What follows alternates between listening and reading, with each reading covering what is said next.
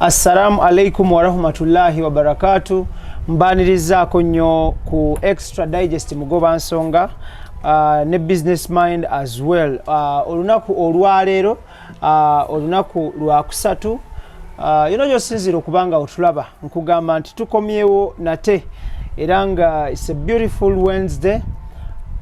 Kitambula bulungi, muli mutya, mugamba mutya. Olwaleero luno ennaku z'omwezi 19 omwezi ogwokutaano era nga tukugamba nti Extra Digest mugoba nsonga tubeerawo buli lunaku olwokusatu n'olunaku olwa Sunday era nga tubeera ne chrislule ne tutunuulira Businessmind buli kimu ne kibeera nga kitambula bulungi. Olunaku olwaleero olwokusatu ngenda kuzomezi 19 tugenda kutunuulira kye bayise retirement planning nga kwotadde ne kye bayita gambling with retirement. Ekigambo gambling of course tukimanyi mu kuzanya zaala wekisinga okutambulira. Retirement kitegeeza okuwummula mu bumpimpi, but of course bino biba ne detailed explanation. Naye nga tetunagenda wala kansooke nsabe mwami Chris abuze ku balungi abatulaba tulyoke tutandikirawo olunaku olwaleero. Abalungi abatulaba tubaanirizaako nate mu kitundu kyaffe kino mu programu yaffe ya Businessmind. Twagala okwebaza naddala mmwe abasobodde okwekuumira ku mukutu guno ate oba oli awo ne musobola okufuna obubaka bwaffe bwe tuba twagala okubatuusaako. Omukama Katonda tumusaba abatukolera obulungi obutagambika abawa omukisa bye mukola bisobole okutambula obulungi kubanga tumanyi okunyigirizibwa n'okusoomooza ensangi zino kungi nnyo naye awali okwesiga omutonzi bingi ebisobola okutambula era nkakasanga bitono ebiyinza okulema. So twagala okubakulisaayo mu ggandaalo ly'ekisiibo naddala baganda baffe abaisiraamu ate tubeebaze mwebale kusiiba ekisiibo ekyo nkakasa nti essaala z'abangi ezisinga Allah agenda ziddamu oba yazizzeemu kubanga wadde ffennaffe twasibye tetwasibye ne tuganyulwamu tufuniramu ddala wamu empeera ey'amaanyi. So tubaanirizaako mwekuumire ku mukutu ate tusobole okusoosootola ebijja gye muli. Tweyanza nnyo tweyanzege. Tuli powered by Caplog Financial Consult abasangibwa ku Nkuruma Road yawo ekizimbe ekimanyiddwa nga Uganda Cooperative Alliance Building omwaliro ogwokubiri room number 302C. Bano basangibwa mabega wa Uganda House ne Orient Bank wojja okuba nga obasanga. Ate ngera still tuli powered by Caplog Financial Consult ne tubeera powered by Logical Motivators as well. Osobola okubasanga ku internet oba ku kibanja kya www.logicalmotivators oba www.caplogfinancialconsult. Buli kimu kibeere nga kitambula bulungi nnyo. Chris, njagala tutandike ne kye bayise retirement planning mu bumpimpi kyeki tutandikirawo. Omulungi atulaba mpozi okujjukiza era okuddiramuuko tuzze tukola ebintu bino mu mitendera egy'enjawulo naye nga tujja tubanokolerayooko ebintu ebyenjawulo okuva mu angles ez'enjawulo. So olunaku luno olwaleero bwe tuba nga tutunuulira retirement planning kino omuntu oyinza okukirowoozaako omuntu yenna by the way ndowooza ali mu kukola ng'onoonya ssente buvunaanyizibwa bwe okulowooza ku retirement planning yo versus gambling with retirement.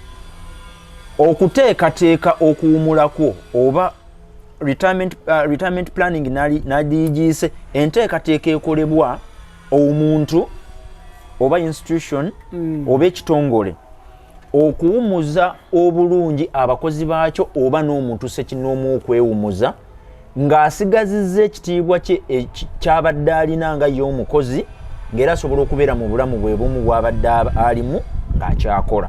So retirement planning yenteekateeka ekolebwa omuntu abadde akola emirimu naye n'alaba nti mu myaka egy'okuwumula ng'alesse by'abadde akola aggaddewo oluggi mw'abadde akolera naye n'asigaza obulamu bw'abadde alina oluusi n'aba nga ajja nakunyumirwa okusinga bw'abadde ng'akyakola.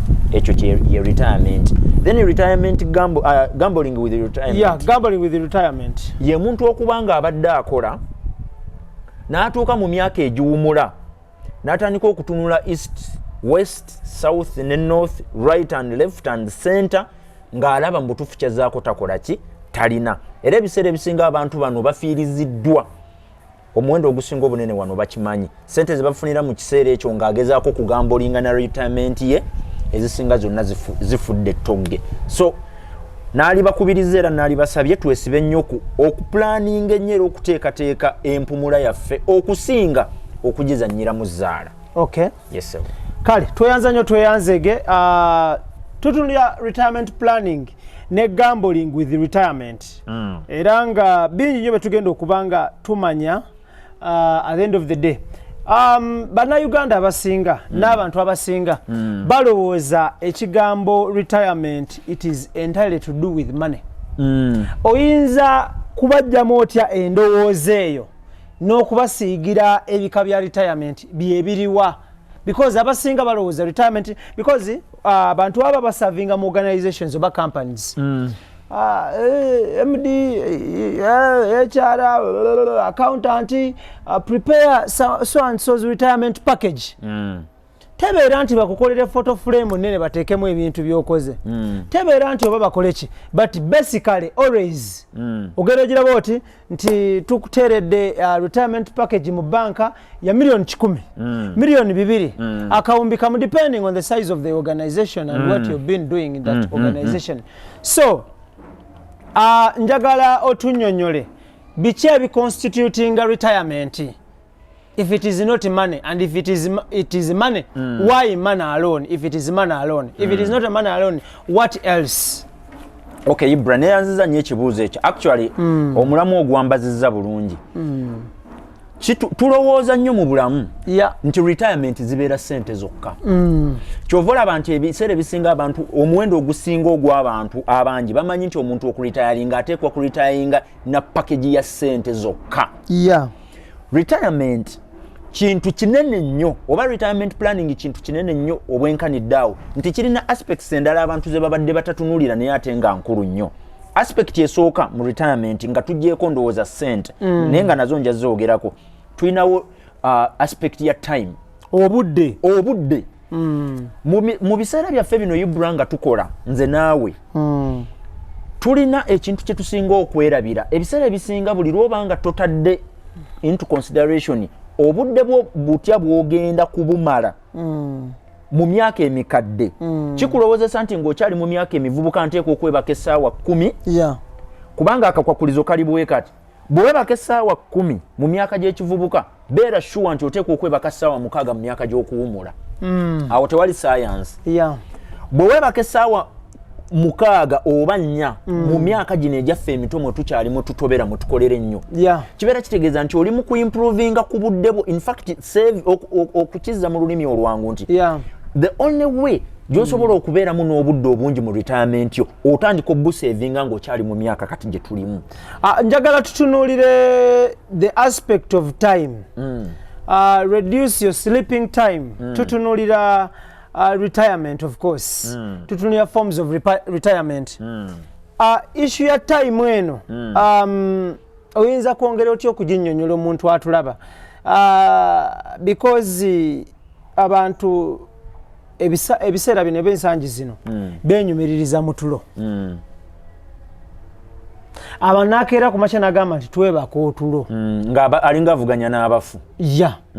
So ogambye nti omuntu bwe yeebaka essaawa 10 kati alina waatuuka nga ajja kwebaka essaawa 6. Bw'obanga oli mu kwebaka kati essaawa 10 tugeze weebase essaawa 2 ez'ekiro n'ozuukuka 2 ez'okumakya singa time eyo yonna oba ogimaze mu buliri beera sure wano tewaliwo shortcut nti mu myaka gy'emikadde oba egy'okuwumula nga tokyalina maanyi gakola ogenda kuwebaka essaawa ekinene nnyo 4 oba 5 olw'ensonga mu budde buno bwe weebakiddemu ogenda kuba olina ebintu byewali badde okutteko nga bisobola okukusevingira time n'ogyongezayo mu myaka giri egikola ki egy'omula. Kati ekifaananyi kyenjagala obbasiigira kiri bwe kiti nti buli lw'okendeeza obudde mu myaka gy'emivubuka oba emito oba emikozi kyongeza obudde bw'olina okuwumula mu myaka gy'emiki emikadde. So okusevinga ku time oba olina kendeeza budde bw'owumula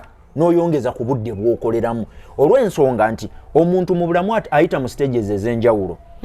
Research gwe bakoze ku mubiri gw'omuntu alaga nti omuntu between emyaka 12 n' 24 abeera n'amaanyi mangi nnyo era wano abeera risk taker. Ne bw'omugamba nti waliwo empologomo oba waliwo omusota bw'aba teenager ayitawo tasobola gaana kuyitawo. Between 24 and 32 wano tubeera tugenze mu modi nti oyina ebikukuluusanyiza mu myaka gino emitoototo kati ne tudda mu modi etandika okubeera careful noga awo luli nayitawo kino kyekyantuukako. Between 32 and 45 wano abantu babeera beegendereza nnyo. Between 45 to 55 bano baba bava mu kwegendereza naye nga bayina ebintu bye batakyasobola kulowoozaako nga nokirowoozaako obulowooza kimulwaza naga nedda ekyo sijja kukikola nakikola myaka emivubuka kyampisa bubi. Between 55 to infinity bano bo obeera tokyalina kyobagamba obeera onafuye mu mubiri obeera onafuye mu sifiyazi z'obwongo obeera onafuye mu kulowooza obeera onafuye spiritually buli kimu wano kibeera kikoze eki kinafuye. Kati time aspect wejjira mu retirement nti obudde bwonna bw'osevinga olwaleero n'otabwebakamu obeera obukasuse mu kisero ky'onaabeereramu mu myaka emikulu egiwumula n'oba ng'osobola owumula ebbanga ppanvu. Awo enyini njagala okubuuliza what to be done kye kirina okukolebwa kati abantu beebaka ebbanga ki ekirina okukolebwa toyina kwerumya nnyo buteebaka ate toyina kwebaka bbanga ppanvu. Sleep erina okubeera ng'eri moderate. Bwe mba neebase essaawa 3 ez'ekiro kiba kitegeeza nti nyina okwewa obudde okwebaka obutaka wansi wa ssaawa 7 oba 6.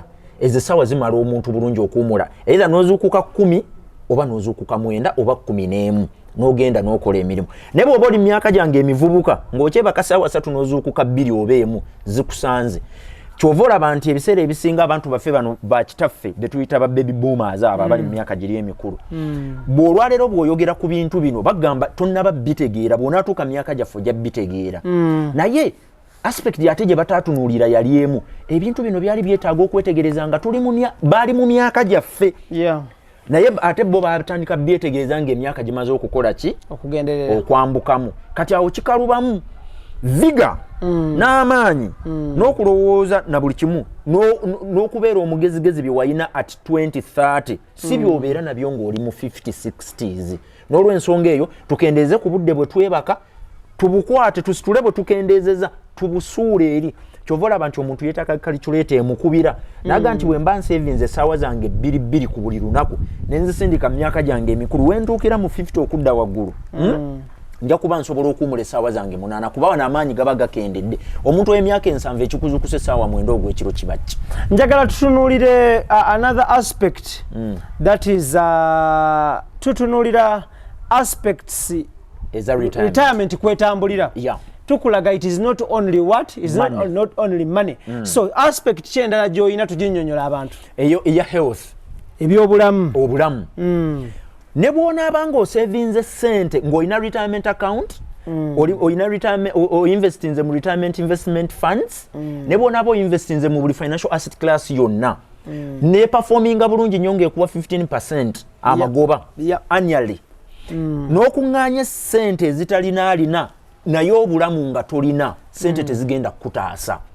Retirement bwe tugiteeka ku ssente zokka tuba tugifunzizza nnyo ne tulowooza nti etambulira ku mugo gumu gwokka gwa byansimbi obulamu obwetaaga yensonga lwaki okuva kati mu myaka gyaffe gino emitwe gye tulina buli kintu kyonna twagamba IBRAH the law of compensation ne the law of cause and effect buli kintu kyonna olwaleero ky'okozesa oba ky'oli mu kussa mu mubiri gwo ekiyita mu kamwa ne kidda munda kirina obulabe bwe kiteeka ku mubiri either obulungi oba obubi bwe gutyo bwe guli. Singa mbeera ng'obulamu mu myaka gyange between 25 to 35 ngimaze ndi mu kunywa myenge gya bbeeyi tusimbule tujooge weekend ekutte ontegeera bulungi nnyo kibeera kitegeeza nti amawowoolo n'ekibumba ndi mu bikola ki kubikosa ndi mu kubinafuya kakati bw'oba otunuulidde retirement ng'ogitadde ku ssente zokka nga health ogyerabidde ogenda kubeera n'omusimbi gwo nga account retirement account eriko sente empitirivu nnyo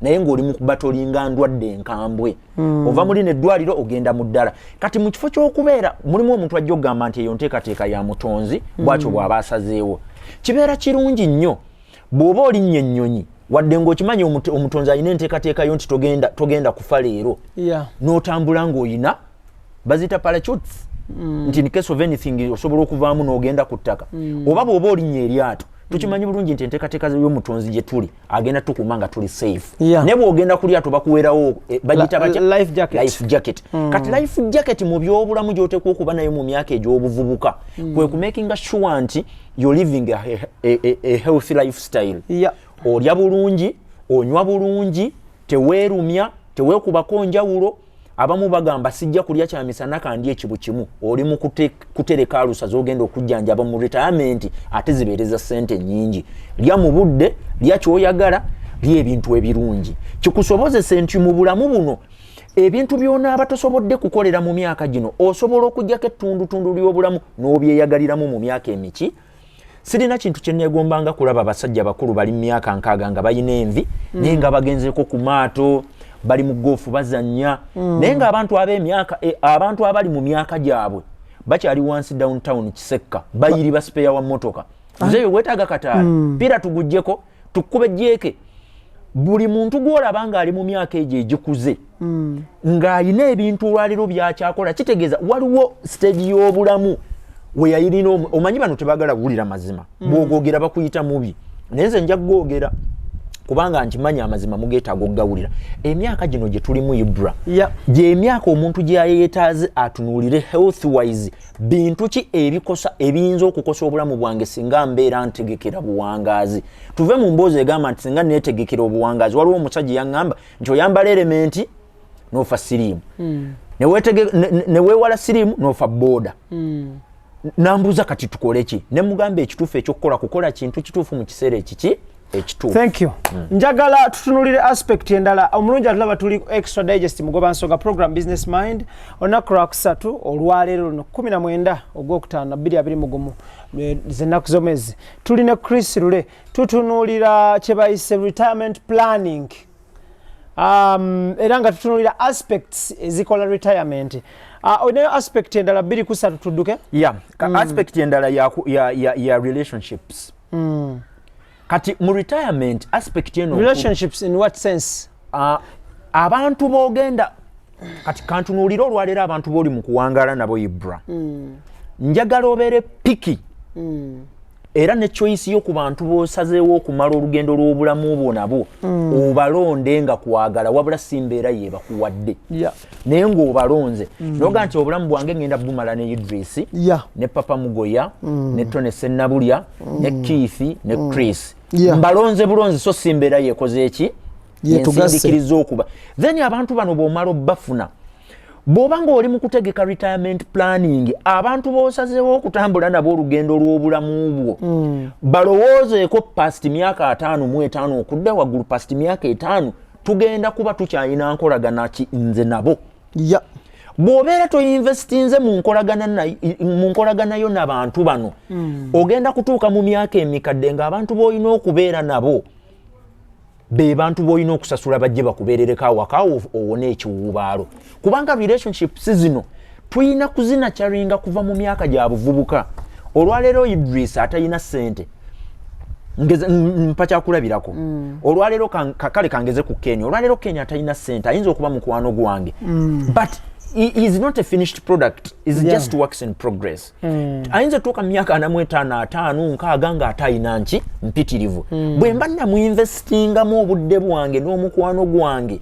kitegeeza mu retirement planning yange Kenya ali part of it singa mbeera nga ndi mukumpanya siri mwesimbu ndi mulyake bwe bampola sizaayo nyomba na buli muntu nyina akasunguyira nze seeguya ontegeera ebintu bagamba batya obuntu obutonotono obwo bunzijjako waya mangu relationships zange zino nenziyisaamu amaaso gyennyina n'abantu bange kitegeeza ngenda kutuuka mu retirement nga ndi bwannamunigina teriyo lumbe lutama muntu mangu nga loneliness abantu abakulu lubakolera ddala bubi abo bakitange bakimanyi ne bamaama omuntu ali above 50 wetaaga abantu okukubeera okumpi okusinga omuntu ali mu myaka gyange nze nsobola okubeera awantu okumalawo olunaku lulamba nga sina gwe njogedde naye tekifaanana na muntu wa myaka 5 kubeera mu kifo kumalamu olunaku lulamba nga talina gwalabe kubanga bo psychologically omuntu buli lwogenda ng'okula wetaaga okubudaabudibwa okulabirirwa ate mu budde kakati ate ffe abavubuka ekyo si kye twetaaga naye mu myaka gyaffe gino emivubuka gye tulimu we twetaagidde okulowoozaako ennyo ku relationships zaffe ze tulina n'abantu abalala kitusobozese okulabirirwa okubudaabudibwa mu myaka gyaffe giri gye tunaaba tutuuseemu nga tukooye insensi yo omuntu okubeera n'endowooza egamba nti nebeera ne bwegira gye simanyi era okufa weekuli okoteri agenda kujjawo omutonzi yakutuwa nga buli muntu kulina omuwangula naye kkiriza nti kukuwangule nga kukuwangulidde mu ebyo ebintu ebituufu byoteekeddwa okukola nga gwe omuntu preparing a retirement planning yo aspect esemba tuwe aspect endala aspect ndowooza kati wano wenyongereramu sente money itself sente mu retirement money is gold. Is gold? No, not gold. Katonda yengeri yokka gy'asobola okukozesa okutuusa obulungi n'okwagala kwe yengeri yokka gy'asobola okutumatizaamu nti ddala kituufu atuyinako omukwano. Omuntu atakkiriza nti ddala kituufu omuntu bw'omugamba nti waliwo ekitabo kiri kye nasoma ekigamba nti money is God in action.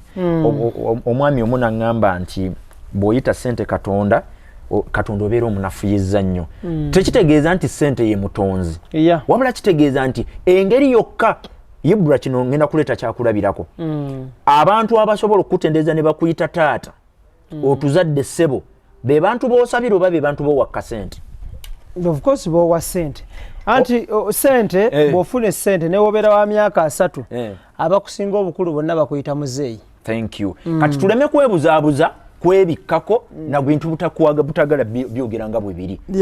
Sente enkulu nnyo mu retirement egyo. Olunaku lw'osoosa okufuna sente ne zituula ku account yobwe n'ofuna omusaala ogusooka lwe lunaku retirement lweyina okugenda mu bwongo obwo. Retirement si kyekintu ekirowoozebwako ng'otuuse emyaka eminafu. Retirement tugirowoozaako nga tukyalina emyaka egy'embavu. Era ku sente z'oyingiza 10% of every earning gy'ofuna egende ku kye tuyita retirement account. Zino sente tezikola kintu kyonna, tezirina kye zikolako, wabula zikola okutegekera obukadde bwo. Kubanga tulina stages nnya omuntu zayitamu financially. Tulina stage ya survival. Between emyaka 24 ku myaka 35.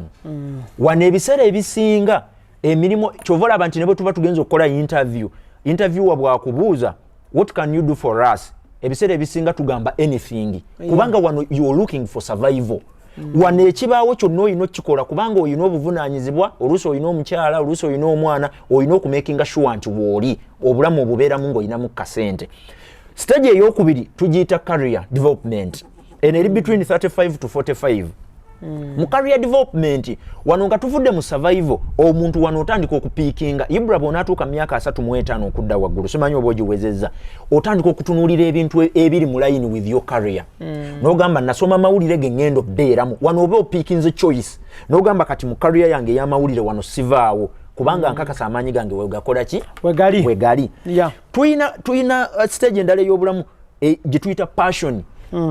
Singa oba oli so wano tumenyera stages ndi mukumenya stages mu bulamu mu bulamu naye ng'era nkyali ku money as an aspect in retirement planning. Okay. Nti stage eyokusatu between 45 to 55 omuntu yenna ng'oli mu myaka 45 mpaka ku 55 wano tubeera ku passion. Career tugivuddeko maze okukola amawulire ngakozeemu sirina kyesigalabyeemu wabula kati nnoonyayo ekintu kyensinga okwagala nga kiriraanye kisemberedde omutima gwange nga bwe nkikola kimpa essanyu ku mutima. Wano tubeera ku passion eyo stage ya kusatu 45 to 55. Stage esemba mu bulamu eri between 55 to infinity. Wano omutonzi wonna waaba akuyitidde as long as you are above this age. Wano tubeera ku enjoyment after enjoyment. abantu baba essaawa balya kuzaabwe oba oteekwa okuba wano bw'otuuka ku bbuca y'ennyama wano olina kutemya w'oyagala nga akabiriizaako ne batema n'omugaa kati leero saagala kabirizi ekibumba sala ku sayidi kuno okuliraana omutima ontegeera wano obeera mu enjoyment mu survival stage tosobola kutemesa w'oyagala tojja kulya w'oyagala because obusobozi tobulina ne bwe bubaawo bw'oba okikoze kibeera kitegeeza you're robbing from your future account to satisfy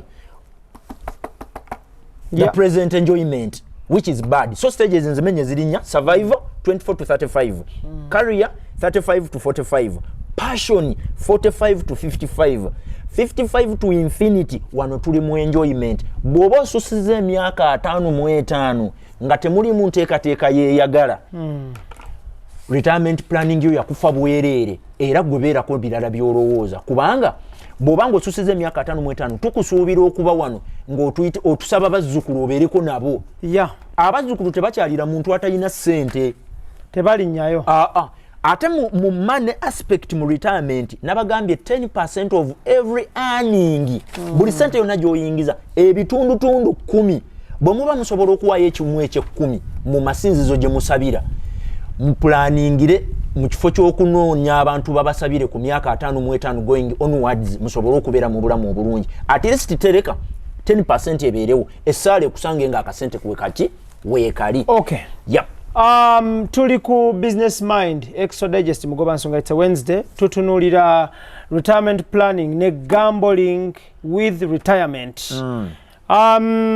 Njagala tutunulire wano kinnyonnyodde. Otunyonyode stages: survival, career, passion, enjoyment.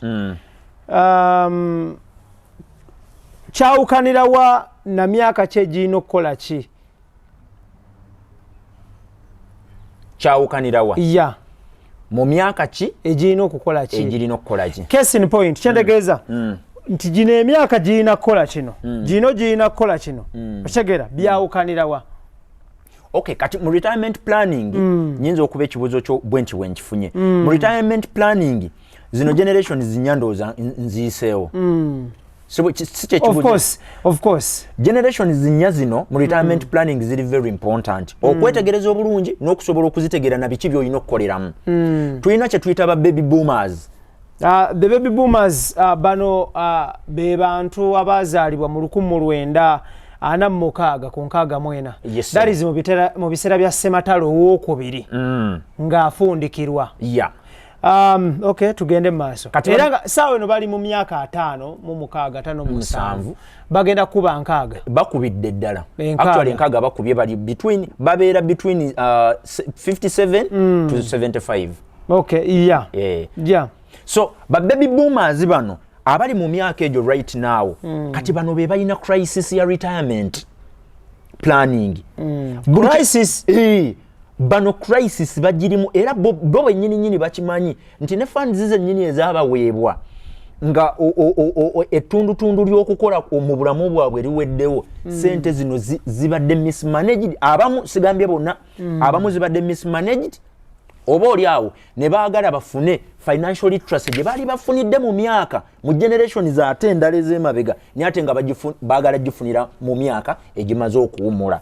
So ba baby boomers between 57 going onwards, bano balina kye tuyita retirement fund crisis. Nti sente nga bwe zibaweereddwa zitera okutataagana, zitera okugaana era zitera okufa. Olw'ensonga kano ko njagala kukabagamba nga sibeekwekeredde, ekitta sente zaabwe ba baby boomers ensonga eri egi emu. Babeera tebalina idea okuva eno mu myaka emito gye babadde bajja bazimba, wabula ne balowooza nti singa babawa lampusa mu eno gye bafunye omulundi ogumu basobola okunoonya a new idea ne bagifandinga n'ekola sente. Ekyo tekisoboka. Omuntu yenna ng'oyagala sente z'ofunye ng'owumudde zigase, wateekwa okubaayo any business idea gy'obadde ojj'okwatako era gy'obadde ojj'ossaamu sente nga teweetaaga idea gitandika buto, wabula nga yeetaaga idea kwongeramu sente kukula. Nfunise bulungi nnyo. Generation ey'okubiri gye tuyita generation X. Generation X bano bebazaliddwa oba bebazalibwa between 1965 to 1979. Yes, bali mu myaka of course bali between 45 to 56 years. Between 45 to 56. Yeah. Kati bano abamu basemberera bali semi retired actually. Basemberera they are near to they are near to retirement. Kati bano wano webali badde beetaagira okufuna kye twaliyise financial literacy ne babanga ssente bwe ziba zirabiseewo tezifa togenga bafunawo okuziteeka wategeerekeka. Thank you so much. Tebafaananako ba baby boomers nti already ssente bamaze ozifuna babadde tebalina we baziteeka babadde tebalina idea gye bakolako naye kati bazifunye tebamanyi kiddako era abantu bano ba baby boomers nga nkuzizaayo emabega buli idea gy'omuleetera agisaamu ssente kubanga abeera talinaawo kiriwo nga talina nagwa yeebuuzizzaako. Ebiseera ebisinga ye mwennyini abeera ne idea muntu n'agamba baŋŋambe emmwanyi zino zikola tozisimbyeko mu myaka gya buvubuka kulaba zitambula zitya tolina nakyozimanyiiko oyagala zisimba ku 75 ezo zigenda kuwonooneka. Then tulinawo kye bayita generation Y bano be ba 1990 to 1996. Yep. That is 25 to 35. Yes. Kati generation Y bano bayitirivu nnyo. Kati abo wano mu Uganda gwe muwendo ogusinga obuki wano bayiti actually ne mu nsi yonna. Yep, actually mu nsi yonna generation Y yesinga obungi. Yes, bangi nnyo. Kati wano bano ndowooza Abamerika Abangereza n'abo abali mu nsi be bayita ba millennials.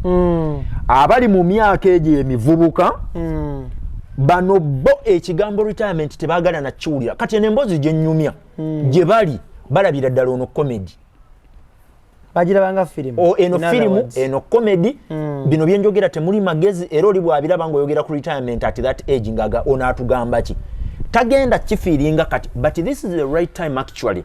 Nze singa mbadde n'abaana abali between 12 15 16 17 18 19 20 yeah. This is the right time omwana okutandika okulowooza ku kuretiringa nga tannaba nakutandika kufuna ssente olw'ensonga the law of compounding effect etandika okuapplyinga omuntu w'otandika okufunira ssente paka gy'onaawumulira. Nti olwaleero singa mba nsimbye omuti ogwa pine nga ndi 22 years at 46 omuti gumu guba gusobola okumpa emitwalo 25. Ontegedde? At the age of 26. At the age of 26. Kibeera kitegeeza nti the law of compounding effect oba the law of compound effect wano ebeereze into play. Nti kyenkoze olwaleero bwe kigenda nga kiyitako ekiseera n'obudde kigenda kya appreciating in value. Onfunye bulungi nnyo. Yeah. Kati emyaka emitoba millennials oba generation actually generation yetu tujawulamu Y1 ne Y2 ne jonna tujagiyita Y. Yeah. Eno yo buli lwoyogera ku bintu ebikwataganye ne investing obeera oli mu kwogera rubbish kasasiro no sense tebabigala na biwulira.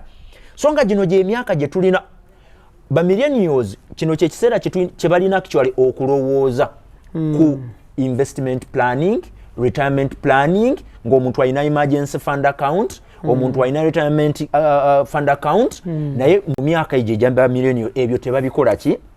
Tebabitunule. Then generation the last one eno ndowooza America gyayita generation Z oba Z. Yep. Eno bano be baana abazaaliddwa between 1997 to 2018.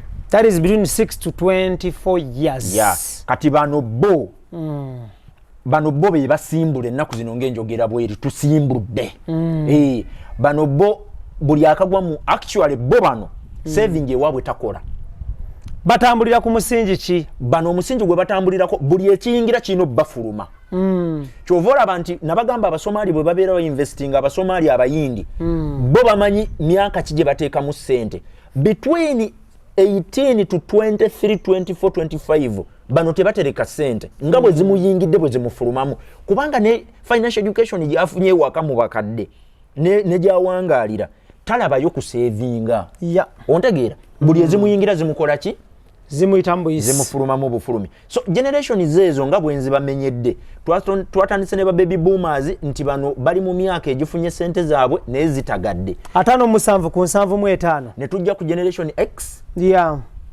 Ba myaka 41 paka ku 56 yeah. Bano bo ne nkugamba nti baba basemberedde okuwumula era be bantu abali badde bateera ddala mu nkola ebyo ebintu ebibawumuza nga bayina ebintu bino wammanga. They have enough time, they have enough money, they have enough sleep, and they have invested mu relationships eziri working. Ekyomukisa omubi nabo bennyini retirement baagala kugirowoozaako nga bafuuse ba baby boomers. Tebaagala girowoozaako nga bakyali mu myaka egirina amaanyi agakola obuki obulungi. So mu by'ompimpi ndowooza kyekyo ekibuuzo taata ky'obuuziza. Tutunuulira retirement planning weteekedde okuwumulako. Tukola emirimu mingi, abasomesa, abasawo, bannamateeka, bannabyabufuzi. By the way, ne bannabyabufuzi bawummula. N'asigala nga yeebuzibwako bwebuuza ku nsonga z'ebyobufuzi. Unlike mu Africa, okuwummulako abannabyabufuzi ntaana abasinga. So emirimu gyonna tewali mulimu gutwetagisa muntu kuwummula. Era omulimu bw'ogukola obulungi ennyo n'osemberera okuwummula, kitegeeza time etuuka nga tokyakolera mulimu ogwo ng'omulimu ogwo gwe gulabirira okuwummulako. So kye tuliko olunaku olwaleero. Kyokola ekyo ky'owangaliddemu mw'ojja ekyokulya olwaleero mwe weenyumiriza okusomesa abaana, okuwasa abakyala n'okulabirira abakwetoolodde. Kinaatuuka ddi okubanga ate kyekikulabirira nga kyekikuliisa nga kyekikubudaabuda nga gw'otudde butuuzi mu ntebe yo bw'oti ewakaawo ku faamu yo, ku kyalo, mu makaago, essente ne zijja buzinga gw'ogugwo gwakumanya nti nze nali muvuzi wa mmotoka takisi naye kati olwaleero luno okutuula ku takisi okuvuga ninda bulinzi buli lwa mukaaga ne balansinga ebitabo byange. Retirement, okulya ku retirement, so si retirement okulya. Actually omusajja yangamba nti retirement, old age and retirement, they should be treated as a blessing, not a prison or a curse. They should be treated. Old age and retirement, they should be treated as epitomes of happiness and a blessing from God. Omuntu yenna atuuka mu myaka emikulu ng'okaddiye yali badde saala gy'oli Mukama akusaasira akuwangaaza akuwa emyaka emingi ng'akuwadde ebintu bino wammanga, ng'akuwadde obulamu kyekisooka, akuwadde obudde kyakubiri. Oyinza okubeera n'obulamu naye nga tolina budde ng'oli mu dduka akuwa otulo otulungi amale, bw'amala okuwa obulamu n'akuwa otulo otulungi n'akuwa obudde akuwe kasente. Retirement ataliimu ssente bannanga amenya, kubanga emyaka gy'oba otuuseemu oba otandise okukolima, okolimira buli kintu kyonna ekikuyita mu maaso. Otandika ojjajinga buli muntu yenna akuyita mu maaso. Olaba nnyo ensobi z'abalala ng'ate ezo tewasobola zirabira mu myaka gyo. Mu myaka gy'abavubuka babeeranga bali mu kuŋŋaanya bintu binaababeezawo mu myaka mikadde gwe wabeeranga mu kusimbula. Musajja yangambye nti Abafirika tulina enneeyisa yaffe ya njawulo. Omuntu akola okuva ku Monday paka Friday n'entuuyo nnyingi nnyo n'amaanyi mangi nnyo zonna zaakuŋŋaanyizza wakati awo n'azisimbulamu ku Saturday ne ziggwawo. Ku Sunday bw'alaba political show n'atandika okwekwasa economic policies ne bannabyabufuzi engeri gye bamuliddemu oluku. Naye nga zaakoze between Monday to Friday tebaabaddemu bali bonna tebaabaddemu naye zonna amazo zisaasaanya ziweddewo azisimbuddemu actually. Si okusimbula kudigida, omazo zidigidamu. Ku Sunday bw'omala okulaba political show then ne boogera ku national debt, ne boogera ku economy, ne boogera ku economic policies, monetary policies. Engulu eggwanga batubbye ensi etumazeewo ate tuwedde n'ombuuza ze wakoze between Monday and Friday zo ziriwa agenze mu financial asset class ki era munnabyabufuzi ki eyazikugjeeko. Nnyina akavubuka ke nalaba awo kalimbalalayo ne bakabuuza nti ogenda kukolera ki abakozi abakulu ba gavumenti abakumpanyiza ssente zo, ne kababuuza ezange ate bazikumpanyiza ezange ziri wano mu nsawo. Zebakumpanyiza ziriwa ezange nzirina. Okay. Tuli ku Businessmind lwakusatu, tuli ne chrislule, tubeerawo buli lwakusatu nate ne tukomawo n'olunaku lwa Sunday, zinnaku 2 mu wiiki oba mu sabbaatu oba mu sabbeeti. So njagala tutunuulire bino byonna tubinnyonnyodde. Program zino oyinza okubeera eyo n'ebimu ku biremesezza abantu okuteeka ebintu mu nkola kwe kwesamba amagezi kwe kwesamba okuyiga n'okumanya baba bakola programu wano n'ogamba ebyo byabali tuli mu kwogera ku retirement ow'emyaka 25 23 paka kwa 3 ali mu kugamba ebyo byabakadde ndibiwuliriza nga mpezezza emyaka nkaago oba 7 egy'okuwummula tebinkwatako kati naye ng'ate kye tuli mu kugamba wano tukubuulira kweteekateeka we are preparing your mind so that nti eri kibeera kitambula bulungi tunnyonnyole ebika bya retirement biri bimeka era buli kika otusiigireko ekifaananyi wano ne wali IBRAH kantu kosembezaayo nkaagadde nnyo abantu kati programu eno bwe bagiraba ab'emyaka gyange kwejalabya byayogera tebina kye bitutaasa in fact opinion yo kwekyo ekintu obeera mutuufu ate era sisobola kugamba nti oba okola nsobi naye omuzungu alina akantu kako bakayita gigo garbage in garbage out bwe bw'obanga ebiseera byo byonna ebisinga obudde bw'oyinawo at your disposal obumaliriza okuŋŋaanya kasasiro mujjuza wano tugenda birabira mu myaka gya bukulu ebintu bino tubijjemu omutonzi by the way tumusooke tumusse ku bbali togenda kuyingiza kasasiro ofulumye osuubire kufulumya quality oyingiza kasasiro nga computer gundi bweri actually it's a law garbage in garbage out toyina bw'oyingiza kasasiro gwokola ki yafuluma eryo teeka kati mu myaka gino egy'obuvubuka gye tulimu olwaleero ebintu byenkola IBRAH byentaddeko essira ebibala byabyo tebigenda kulabikirawo olwaleero nabasomesa etteeka the law of compensation olwaleero buli kintu kyonna kyokola kigenda kusasulwa mu ngeri yonna bw'obanga obudde bw'obusinze obumalidde kubeera ku social media obwongo buno obufeeding ebintu ebyo eyo gagenda obbeera amakungula era 55 to 60 ogenda bbeera mu kolima banno balina bakedde kuzannya goofu bana babasitulidde ensawo gwokedde kuwata kalayo ogenda ku kikologo then omala ogamba eyo nteekateeka ya mutonzi nedda eyo nteekateekayo gwe bw'oba osazeewo ezizo zikwata ozitwale ku Saturday oziwoowe ebbaala mu lunaku lumu z'okoledde omwezi oba ewiiki tobeera n'okubuusabuusa kwonna kino ndi cocksure ati your retirement kigenda kumaliriza kibackfirinze nga kiri gy'oli era omutonzi wano tumanyi omutrivializinga ne tumussa mu buntu obutono n'ogamba eno ndi oli mu nteekateeka ya Katonda naye choices z'okola mu budde bwo obw'eddembe omutonzi taziriimu tannagambako genda mu bakyala tannagambako genda mu mabaala tannagambako genda ku reesinga motoka za mpaka ku kkubo kubisanya n'aba Subaru n'aba Makex ebyo tannabigamba era bw'onaaba ofuniddeyo ebizibu gw'oli mu kureesinga okimanyi end result kino kyekivaamu so ebika bya retirement biri bisatu tulina kye tuyita traditional retirement wano oluggi tuluggala n'ofuluma ebiri emabega byonna saagala kumanya siina kyenziramu kukola ki wano mba nsigaziza okufuna essente okuva mu bintu mu mirundi ebiri earning nyinza okuba mujjeko kubanga sikyasobola kusaamu maanyi gange mba nsigaza portfolio ne passive sisaamu maanyi gange wadde nennasiga ontegedde abapangisa basasula motoka zitrailers zireeta ssente oyo yenna ndi mu passive income then mba nsigaza portfolio income wange nateeka sente mu mutual funds nateeka sente mu index funds nateeka sente mu bonds and securities ebintu ebyo bitandise okumpa ku ka interest nagula treasury bills zange ne government etandise okusasula ku magoba onfuna bulungi nnyo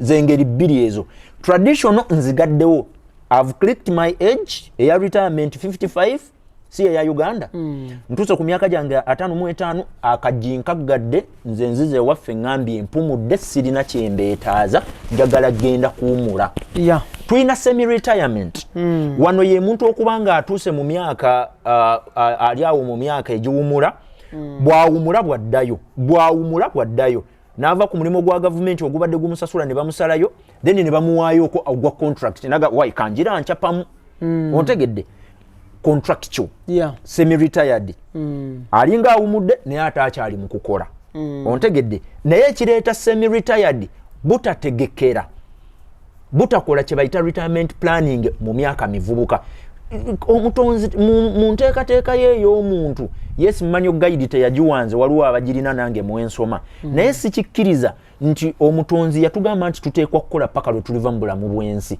banaye mulimu ekiseera IBRAH we kituuka nga weetaaga n'okerako ku golf course Entebbe wali n'ogiramu oti nokakuba kati byokola olwaleero bigenda determininga oba retirement yo gimala ku golf course oba retirement yo ya ku kikologo ng'oli kalina bali mu kutuma musenyu kino tekirina shortcut gwe byokola olwaleero bye bigendo determininga w'omalira retirement bw'oba oyagala genda zanya golf baako ebintu olwaleero byokola ba golfers ab'emyaka enkaaga okudda waggulu bye baakola mu myaka gyabwe gy'ekivubuka bw'oba oyagala kusiiba ku kikologo omusenyu gukwokya otandika okukolimira abaana abali mu myaka gyo nga bakutuma twampadde kitiibwa ontuma nga nkutuma kubanga emyaka gyo wagizannyiramu tunaabeera ku ekyo eriyo ndala ensemba temporary wano tuwumula temporarily kaseera buseera nyinza okuwumulamuuko emyezi nga 6 nempumulamuuko omwaka nempumulamuuko emyaka 5 ninga akansooka endye kuze nakuŋŋaanya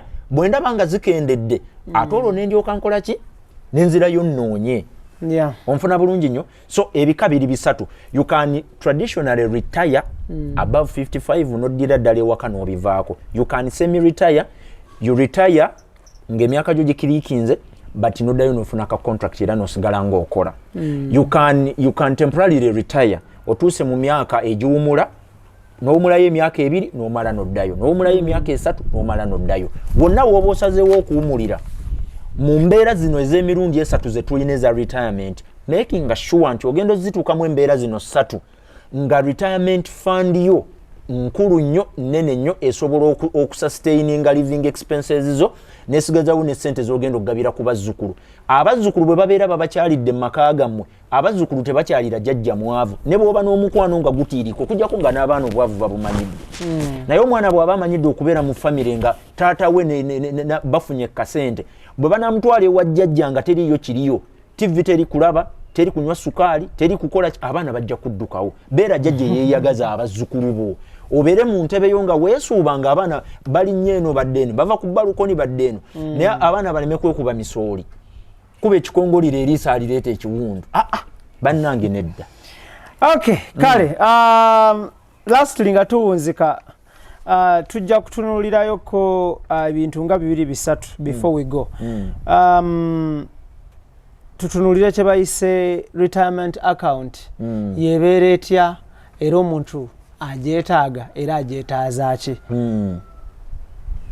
neyanziza kakati omuntu yenna omukozi IBRAH as long as ofuna omusaala sifuddeyo gwa business sifuddeyo ofuna employment salary sifuddeyo ofuna government salary sifuddeyo oli mu security forces sifuddeyo oba olabirira baana oba olabirira bakadde as long as you're earning some money zino za account 3 buli muntu zaateekwa okuba nazo ezi 3 olina okubeera ne retirement fund account olina okubeera ne emergency fund account olina okubeera ne kyetuyita savings account ezo account 3 tezifaanagana savings account yo erimu wooterekera ssente ezijjawo obulamu living expenses z'obulamu bwo emergency fund account enejjawo ebizibu bye tuyita ebigwa tebiraze ate nga tuba tubisuubira nti bijja okugeza okulwala ojja kulwala ne bw'oba osula osaba ekyo ojja kulwala abaana bagenda kubagoba that is by the way abaana okubagoba is not an emergency era oba okisuubira it is definite okimanyi nti nateeka abaana ku ssomero balina okusasulibwa why would you treat it as an emergency era nze nyigira nnyo omuntu ajja nga azze kwewola fees era ozisasula otya ng'abaana bakyetaaga neza ttaamu eddako okwewola ntegeeza ki abantu bayinza okunyigira ne baŋŋa nti nedda okwewola sitegeeza kugenda kufuna looni kyentegeeza okugenda mu banno n'omugamba nti ate abaana nabatadde ku ssomero naye ate simanyi nabadde nsuubira nja funa akasente naye kaganya ogiro abantu abo ne bwe beewola ssente za fiizi tebazikomyawo tebazizza kubanga gwe engeri gy'otali banka akutreatinga ng'agamba we naamuweera naamuweerawo naye gwe why would you mismanage your finances and you want to constitute an emergency on my account ngate naawe okimanyi nti sente ezizo zeetaaga okupulaninga nga bwe mpulaningira ezange so we need this retirement fund account eno sente zino tezikola ku fees tezikola ku living expenses ate tezigenda mu enjoyment zino sente teziva ku account zivaako nga tuwumudde gwe buli lw'onaayagala okuzikwatako nga tonnatuuka gy'olaga kigenda kuwaliriza okulowooza nti tugenda kukaddiwa ogenda kukaddiwa omutonzi singa ekirabo ekyo aba akikuwadde n'otuukayo nga emergency fund yonna wagyeyambisa ogenda tuuka mu myaka egy'okumula sente zino nga tezikyakola ki nga tezikyaliwo wenkukubiriza nenkugamba emergency fund account zino sente bw'omala oziteekayo ziveeko zeerabirire ddala nabagambye eri 10% gwe buli ku sente z'oyingiza bw'oba oyingiza miliyoni 10 ako kakadde kalamba kateeke ku account 10% bw'oba oyingiza miliyoni 1 that is mitwalo 10 gitwale ku account bw'oba oyingiza miliyoni 2 egyo mitwalo 2 kiba kitegeeza nti singa mba nfuna akakadde nga buli mwezi ntereka emitwalo 10 kankubaliremu singa mba nfuna miliyoni 1 nga buli mwezi ntereka emitwalo 10 kibeera kitegeeza nti omwaka nfuna miliyoni 1 n'emitwalo 2 si bwe guli taata emitwalo 10 times emyezi 12 emiliyoni 1 n'emitwalo 2 singa ngikubisaamu emyaka kati olwaleero tugeze Chris nyina emyaka 34 singa ntegeka okumulira ku myaka 6 wano wakati nyinawo emyaka 26 si bwe guli emyaka 26 times emiliyoni 1 n'emitwalo 2 jemba ntereka buli mwaka ngenda kubeera mu sente mmeka onfuna bulungi nnyo kibeera kitegeeza we naatuukira okuwumulira ngenda kubeera mu miliyoni 2 n'omusobyo sente zino bwe mbanga mmaze okuziteeka ku akaunti yange era abantu bano njagala kubakubiriza mbajjukize ebiseera ebisinga tulowooza nnyo nti retirement fund gwe tubeera tusolowoozeza abeera wa kuinvestinga oli naaba ng'asolowoolezeza sente emyaka 2 miramba n'atuuka mu myaka 6 n'ayagala azinvestinge ne zifa mu kireki ontegedde bulungi nnyo n'aziteekayo zonna nga bw'azisoloolezza 20 years naye ne zifa ate mu bbanga ettono lwaki oli mu katale akalimu abavubuka abakyali aboogi gwe ntegeerayo at 60 going upwards tesobola kufaanagana mwana ali mu kuinvestinga mu kintu kyekimu naawe ky'oli mu kukola market gy'olimu erimu abaana abali brilliant abali strategic bakoze research ebintu babimanyi in fact ne teknoloji omupya basobola omweyambisa okukusinga sikakasa nti waliwo IBRAH TV yamwe ya diet production sikakasa nti waliwo omuntu ali mu cooperating the same online TV ayinza okubasinga obutetenkanya n'okukozesa teknoloji ow'omulembe ensangi zino ng'ali 70+. It is very impossible. Kati singa obeera 70+ going onwards ng'oli mu kuvuganya ne IBRAH ow'emyaka gino emito nga muli mu industry yeetaaga okukozesa teknoloji omungi n'okutetenkanya emikisa gye gy'okufiirwa giri 98 ku buli 100 olw'ensonga IBRAH he can go as far as amaanyi akyalina mangi nnyo gwe gy'otasobola kulaga IBRAH bw'omugamba nti waliwo omuntu yeetaaga okujjako interview ali kabembe mu bizinga by'essese ajja kutuula ku lyata agenda agimuggyeko gwe w'ensanvu okyasobola tutunuulire lastly nga tuwunzika does one need to use these retirement funds to cater for emergencies and school fees? Nedda. Retirement fund tekola ku school fees, tekola ku living expenses. Ezo sente nkugambye ziri independent. Zivaayo ng'owumudde. Ekisinga okukaluubiriza aba Africans n'abantu abalala bonna benagambye ba baby boomers oba abamaze okuwumula abali mu kukalu abayina retirement fund crisis. Balowooza nnyo nti sente zino ye bwazitereka zibeera zize. This is not your money. Zino sente zo za myaka mikadde. Ontegedde. Kubanga bano balowooza nti wenkwata retirement fund ne musa mu fees abaana bajja kumbeererawo. Watya abaana obalowooleza nti bajja kubeererawo ne batakubeererawo. Instances nyingi nnyo omuntu okubeera n'abaana 10 nga yali abasobola nga ali omu ng'ate abaana 10 tebamusobola nga ye ali atya? Ali omu. Ezo nyingi nnyo. N'olw'ensonga eyo tuleme kwesudia kulowooza nti retirement fund esobola okutukolera fees, esobola okutukolera asobola okujjawo emergencies. Emergency y'okulwala retirement fund si yegikolako. Retirement is only meant for you when you have retired. Ekyo nja kiddamu era mbakubiriza buli muntu yenna ali mu kuteekateeka omulungi yenna ndaba bw'obanga oyingiza ssente nga tolina retirement fund account ebibyo bibi enneeyisaayo olwaleero gy'oli mu kweyisaamu eri directly proportional ku bulamu bw'ogenda okulivinga ng'omaze okuwumula era okusalawo okukuukola olwaleero kuditamininga kinene nnyo biki byogenda okubeera mu ng'otuse myaka egiwumula. Eneeyisaayo kati mu nsaasaanya simbula ku weekend teri aganye, yambala brands Gucci, Versace n'ebisigadde teri aganye. Weesibeeko amajolobera aga buli kika, vuga emmotoka ez'ebbeeyi nga bw'ozaagala, naye at 65 fe wano emboozi we tugirindira n'otandika otugamba nze no nalina ssente mwe temunnalaba nsi navuga nga buli mmotoka nze nga buli mwaka nkyusa. Tukubuuza ki ekyabaawo?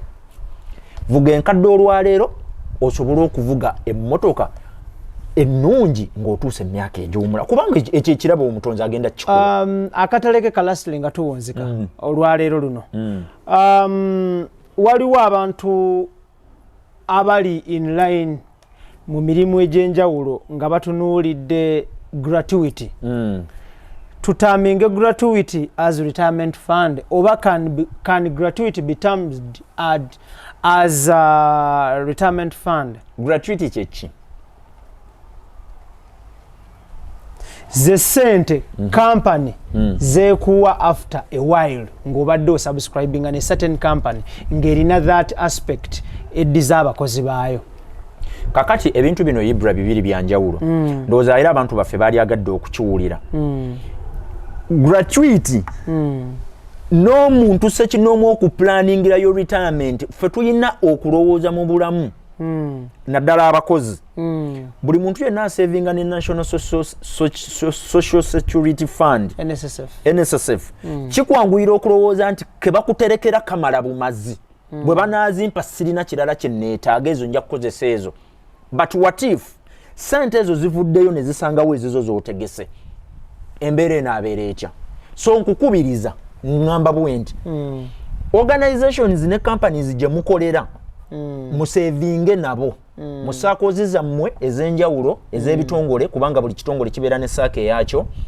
Ate mutuyite n'okutuyita tusomese abantu abo how to manage those funds, kubanga saakozi eza companies ez'enjawulo you need financial planners and investment planners okusobola okutegeka ssente z'abakozi bammwe okukola essente endala zimaintaininga interest rates ate nabo musobole okubaddiza akasente kaabwe nga babeera bakabawoze. Kuba bwe mbeera nga nkola mu diet production ne mumpola mu saako yaffe milioni 15 mba nyina okukomyawo amagoba. Of course. Ontegedde? Yeah. Kakati saako zino ze mbadde nkugamba nti tusobolera ddala bulungi nnyo okulaba ba fund managers abasaako ne tubayigiriza butya bwe basobola okuinvestinga n'okuprofitinga mu gundi. Kati ekibuuzo ekyo ky'obadde obuuza nti can gratuity be considered as a retirement fund?